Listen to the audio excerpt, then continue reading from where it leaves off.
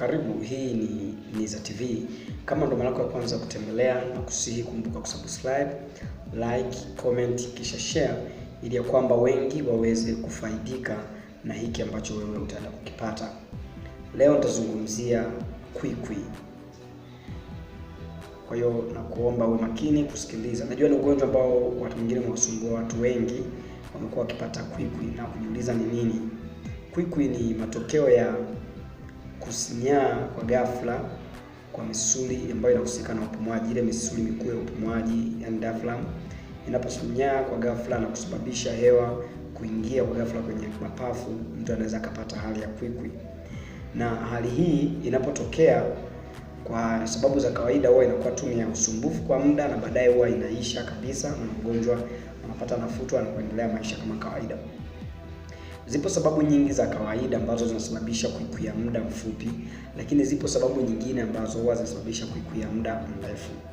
Kwa sababu ambazo zimekuwa zikisababisha kwikwi ya muda mfupi, yani kwikwi ambayo tu inaleta kero lakini baadaye inaondoka, ni pamoja na kama hiyo kwamba misuli ya tumbo kusinyaa kwa ghafla, lakini vile vile inaweza ikawa ni matokeo ya mtu kutumia kilevi kwa muda mrefu au vinywaji vyenye gesi kama soda na vitu kama hivyo, lakini vile vile inaweza ikawa ni matokeo ya kula haraka. Kwa hiyo unapokuwa unakula haraka inaweza ikakusababishia kupata kwikwi.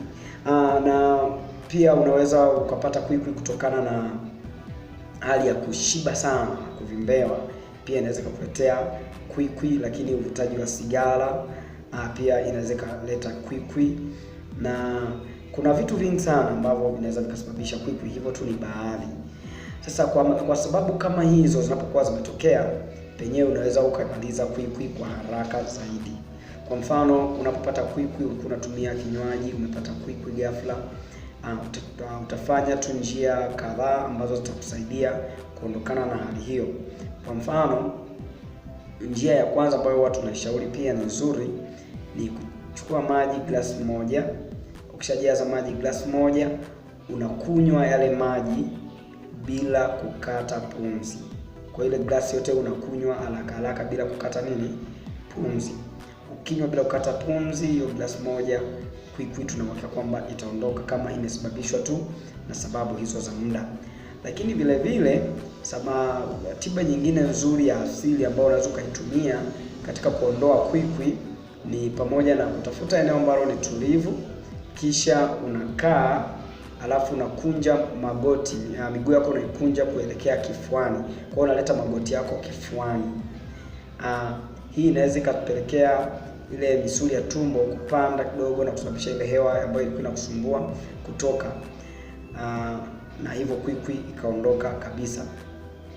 Lakini njia nyingine ni kutumia vitu kama tangawizi, chai ya tangawizi. Usiweke sukari kwa wakati huo, tumia tu tangawizi, inaweza kukupelekea kuondoa gesi tumboni ambayo ilikuwa inakusumbua na kusababishia kwikwi. Lakini kuna namna nyingine sasa kwamba kwikwi imetokea kwa namna ya sababu zile ambazo ni sugu zaidi. Kwa mfano, mtu anapata kwikwi kutokana na matatizo kwenye viungo kama kongosho, ini, figo. Ni lazima itatakiwa kumuona daktari na kufanya vipimo, na ile tatizo ambalo linakuwa linasababisha kwikwi likitibiwa, tunahakika kwamba kwikwi pia itaisha. Lakini njia nyingine ambayo mtu sasa anahitaji zile sababu sugu ambazo zinasababisha mtu kupata kwikwi. Kwa mfano, matatizo ya muda mrefu katika mfumo wa chakula inaweza ikawa ni chanzo kikuu cha mtu kupata kwikwi. Kwa mfano, kuvimbewa inaweza ikawa ni chanzo cha mtu kupata kwikwi. Lakini vile vile matatizo kwenye mfumo mzima wa hewa, kwa mfano uvimbe kwenye mapafu au kansa ya mapafu, mtu anaweza kupata kwikwi. Na watu wenye vidonda vya tumbo pia wanaweza kupitia hali hii. Kwa hiyo ni vema ukamwona daktari au kufanya vipimo kama una kwikwi ya muda mrefu. Lakini vile vile kama una kwikwi ya muda mrefu ambayo labda umepima ukakuta una vidonda vya tumbo, maana yake utatibu vidonda vya tumbo na ile kwikwi itatoka. Na kwa wale ambao wanakuwa wanapata kwikwi tu za mara kwa mara, zinakuwa zinatokea leo kesho inapotea, unaweza ukaimaliza pia kwa kuweka sukari kidogo chini ya ulimi. Unaweka sukari yako chini ya ulimi kidogo, na kwa muda kadhaa ile hali ya kwikwi itatoka. Lakini vile vile wengine wamekuwa tukiwashauri pia kutumia kunusa chumvi.